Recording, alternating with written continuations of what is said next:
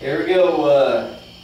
Basically, we took the new construction boxes. You get these at Lowe's for, I think we get 24 or 25 cents a piece.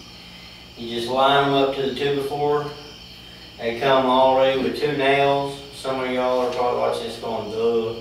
But anyway, you just stick them up there. There's a little place where you guide it on the side for your depth and stuff like that. And you just stick it up there nice and neat. We measured, I think it was 1 foot from the floor. That's what's going to work for us. That's what we like down kind of low like that, but not all the way on the floor. We put one here in the back. We got one over here on this wall, and another one over on that wall. We got one for the air conditioner. We got one for the light switch. There's also one down there. Probably thinking that's a hole. There's also one up in the loft. I nailed up there. And then the ceiling light is up in the center. That one was a couple of dollars. You just line it up in the center, and your ceiling might be different than this one. You'll have to kind of do it different. But basically, we put the all the lighting that we're putting in here is fairly cheap. The wiring is pretty expensive. If you can get it used wire is just as good as the coatings on it. At the time, we couldn't find any used. I've had pickup loads and loads of that stuff I hauled off for scrap, but anyway, now that we need it, we don't have it. But we had to buy it. It was like $79 for a 250 foot roll. But every foot that we don't use, we have a guy that's wanting to buy it. And so that works out pretty good. We're trying to keep the cost very minimal. And boxes are, like I say, 24, 25 cents. The little cheap plugs are, I think, 59 cents. This is all at Lowe's. You can get it at Home Depot or your regular hardware store. There is nothing very complicated to this at all.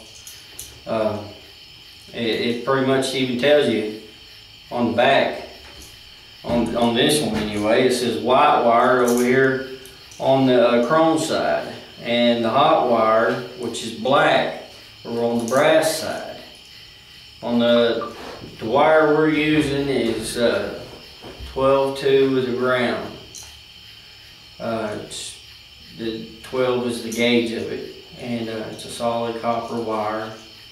You take a pair of needle nose pliers and twist it around there, and you tighten it up. It's not very complicated at all. None of this is hard to do, or I wouldn't be doing it, because I'm not very skilled. But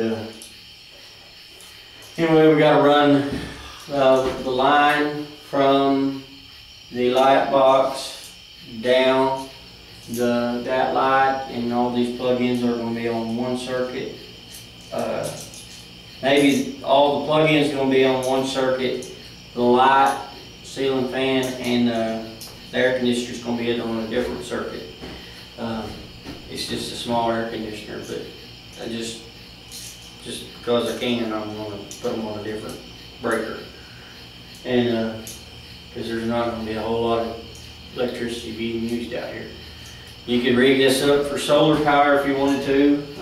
We're not going to at the time, but one of these days, after the youngins move out, we are going to rig this up for solar, and that way we can power it. And we'll still use the same plug-ins and stuff. Anyway, now is the time to add as many plug-ins as you want. We don't know how we're going to arrange stuff in here, like a couch over there, a chair over here, a little end table here, but with more plug-ins than you need, it leaves your options open later for where you put stuff. You don't have to put it over there because there's only one plug-in on the wall, you know. But anyway, and we did put one plug up in this loft. We're gonna, we didn't have enough plugs, but we're gonna put another one in that loft.